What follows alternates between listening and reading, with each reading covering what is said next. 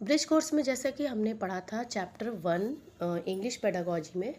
तो जो इसके पहले के जो पॉइंट्स थे 1.3 तक का जो हमने था इसमें हमने डिस्कस कर लिया था। इसके बाद जो मेन इम्पॉर्टेंट पॉइंट्स है जो हमें एग्ज़ाम के पॉइंट ऑफ व्यू से इम्पॉर्टेंट है, वो ये है कि challenges in promoting multilingualism and solutions.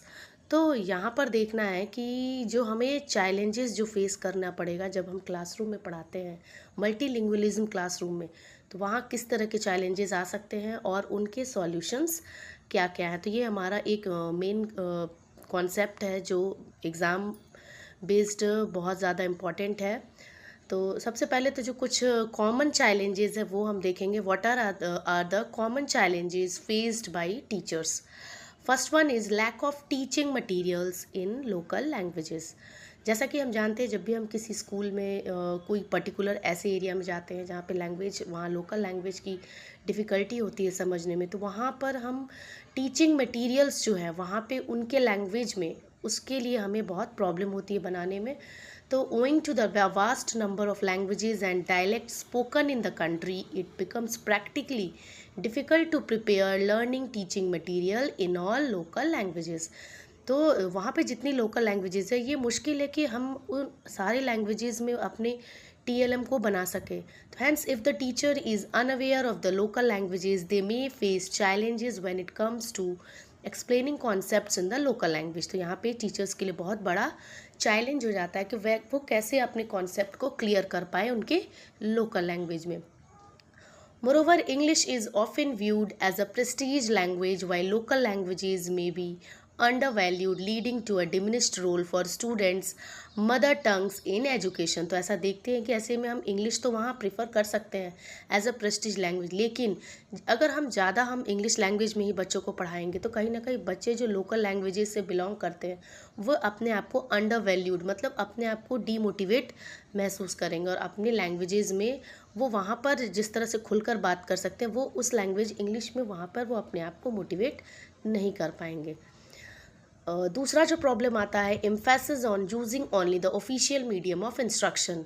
As we already know that in many schools, बहुत सारे स्कूल्स में ऐसा होता है कि वहाँ पे इंग्लिश मीडियम या फिर उनका जो भी एक लैंग्वेज है रिजिड बना देते हैं कि that the students have to talk in English language. Teachers may feel compelled to teach only in Hindi, English और the state's official language as per the directions received from higher authorities.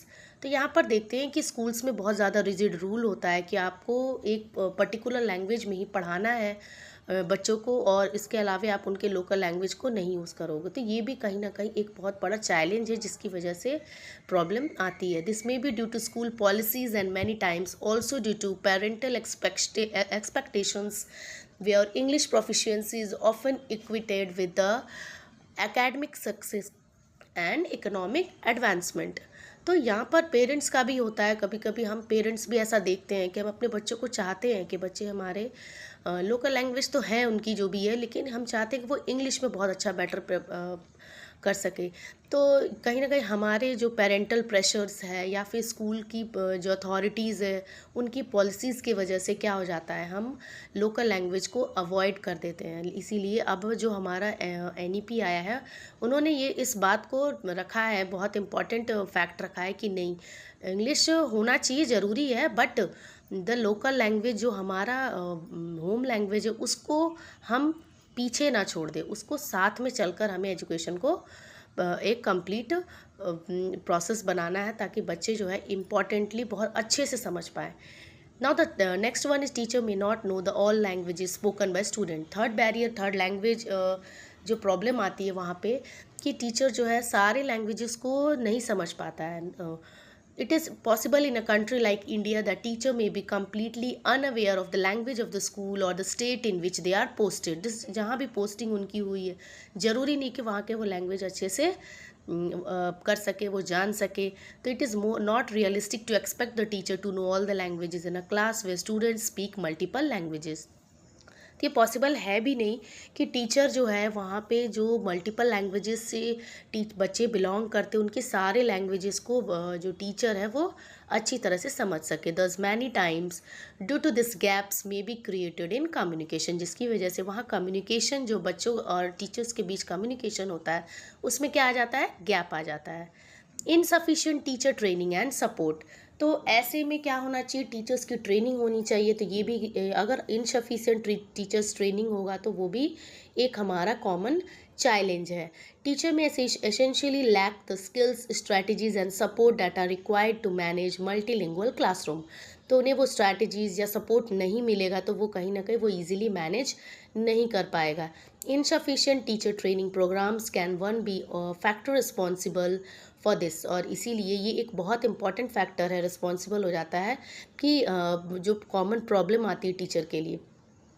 इनएजुकेट मतलब insufficient training नहीं दी जाती है multilingual पेडागोजीज में, that result in challenges in balancing the use of English with local languages. तो training दिया जाना चाहिए टीचर्स को ताकि वो उस पर्टिकुलर एरिया में जो लोकल लैंग्वेजेस है उसको ईजिली हिंदी और इंग्लिश लैंग्वेज से कनेक्ट करके बच्चों को पढ़ाया जा सके। तो ये जो हमारे 4 कॉमन चैलेंजेस है बहुत ही इंपॉर्टेंट है, एग्जामिनेशन पॉइंट ऑफ व्यू से ये क्वेश्चंस बिल्कुल आ सकते हैं। और इसमें एक क्वेश्चन इसमें और एक ऐड हो सकता है कि जो भी प्रॉब्लम्स का चैलेंजेस जो आई हैं इनके लिए प्रैक्टिकल सॉल्यूशंस क्या हो सकता है। तो challenges given way to opportunities, तो ये हमारा प्रैक्टिकल सॉल्यूशंस जो हमें दिया ये एक बॉक्स में, इतना भी काफ़ी। अगर आप ये मेन पॉइंट्स है जो हमें याद रखने हैं। पहला जो चैलेंजेस हमने पढ़ा था लैक ऑफ टीचिंग मटेरियल्स, तो लोकल लैंग्वेज में अगर टीचिंग मटेरियल्स अवेलेबल नहीं है तो आप क्या सॉल्यूशंस कर सकते हैं इसके लिए। Collect folk tales, rhymes and songs from the community के से बिलोंग करता हुआ कुछ वहाँ की जो कहानी है, स्थानीय कविता हो सकती है, सॉन्ग्स हो सकते हैं, वो हम बच्चों को सुना सकते हैं। नहीं आता है तो आप बच्चे से ही बोलेंगे कि एनकरेज करेंगे कि वो सुनाएंगे, ताकि हम भी उनसे सीखेंगे और अब बाकी जो बच्चे नहीं समझ पाते हैं they can also communicate and enjoy. Invite parents और elders to share stories in local languages, तो पेरेंट्स और एल्डर्स को हम क्या कर सकते हैं, इनवाइट कर सकते हैं वहाँ पे स्टोरीज़ को शेयर करने के लिए। तो बीच बीच में हम पेरेंट्स से भी वार्तालाप करेंगे। क्रिएट सिंपल पिक्चर बुक्स और पोस्टर्स विद चिल्ड्रन की हेल्प से, हमें चिल्ड्रन की मदद लेनी पड़ेगी, बच्चों की मदद लेते हुए हम बिग बुक्स वगैरह क्रिएट कर सकते हैं, सिंपल उनकी लैंग्वेजेस में पोस्टर्स बना सकते हैं।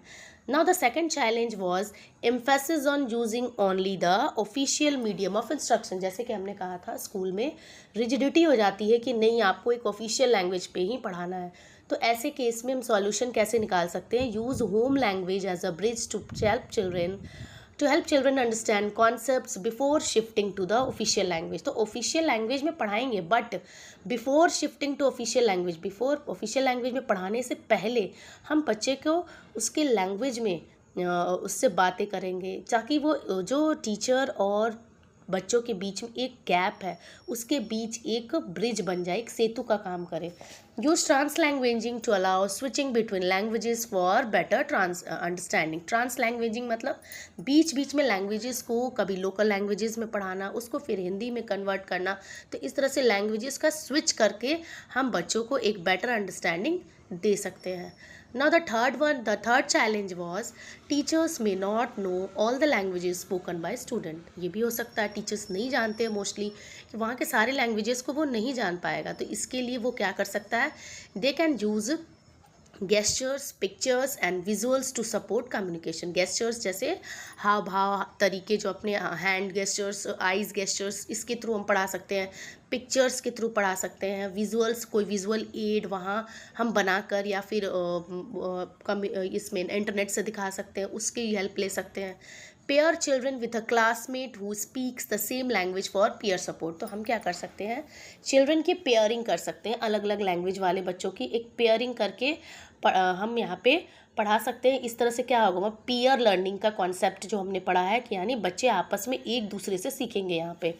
Now the third one is learn a few keywords in children's languages to build trust and connection। और हमें भी एज अ टीचर बच्चों से सीखना पड़ेगा उनके कीवर्ड्स, कुछ मेन इंपॉर्टेंट कीवर्ड्स जो लैंग्वेजेस, लोकल लैंग्वेजेस है, उसको हम सीखें ताकि बच्चे भी हम पर रिलाई कर सके, ट्रस्ट कर सके, एक विश्वास और एक अच्छा कनेक्शन बन सकता है ना। द फोर्थ कॉमन चैलेंज जो था वो insufficient teacher training and support. तो इनसफिशिएंट टीचर ट्रेनिंग सपोर्ट, जैसे कि हम डिस्कस किए थे कि अगर हम टीचर्स को एक ट्रेनिंग नहीं देंगे वहाँ के एनवायरनमेंट से रिलेटेड, वहाँ के लोकल लैंग्वेजेस से रिलेटेड, तो ये भी कहीं ना कहीं एक बहुत बड़ा चैलेंज हो जाता है। तो जिसके लिए क्या करना चाहिए, पार्टिसिपेट करना चाहिए इन वर्कशॉप्स, ऑनलाइन कोर्सेज और कम्युनिटीज़ ऑफ प्रैक्टिस। तो यहाँ पे वर्कशॉप्स वगैरह जो भी रेगुलरली होनी चाहिए टीचर्स के लिए, ऑनलाइन कोर्सेज प्रोवाइड करानी चाहिए। Collaborate with other teachers to co plan multilingual activities.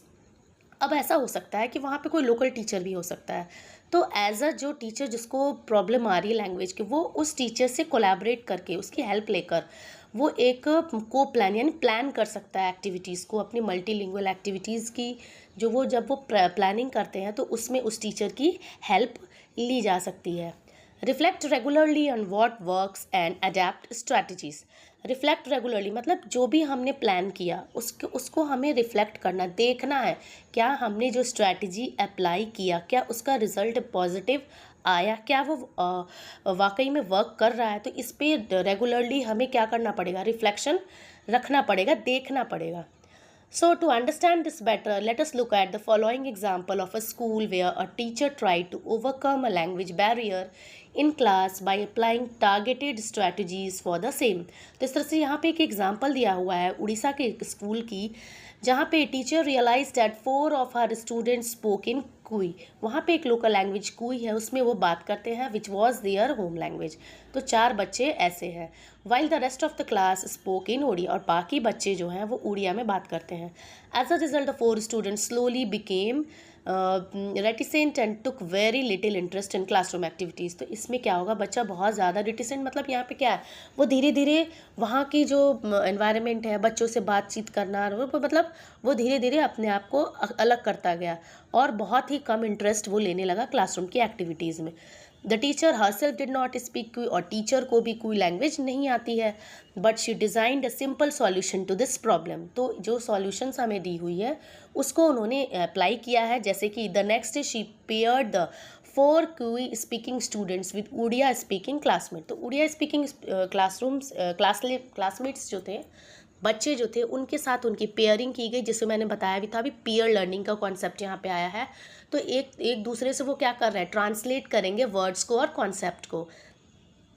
C tried to use drawings, songs and local objects to explain the lessons. तो वहाँ की जो लोकल सॉन्ग्स होंगी या लोकल ऑब्जेक्ट्स होगा उसको वो as a demo, as a TLM की तरह यूज़ करेंगे लेसन को पढ़ाने के समय। During story time she also invited a grandmother from the local community to narrate a folk tale in Kui. तो वहाँ के कम्युनिटी से एक किसी की ग्रैंड मदर को बुलाकर उन्होंने वहाँ की जो स्थानीय कविता है वहाँ पे उन्होंने सुनाने के लिए कहा, और which she later repeated in Odia. उसके बाद उन्होंने उसको उड़िया में ही रिपीट किया।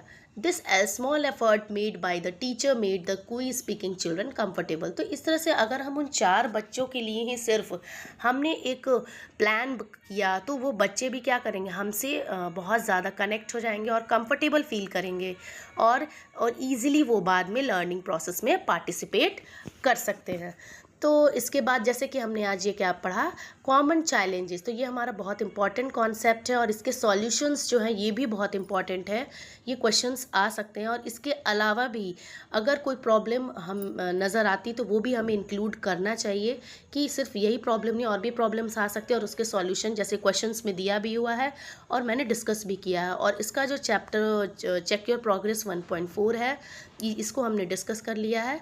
चलिए नेक्स्ट वीडियो में हम न्यू कंटेंट के साथ मिलते हैं, तब तक के लिए बाय।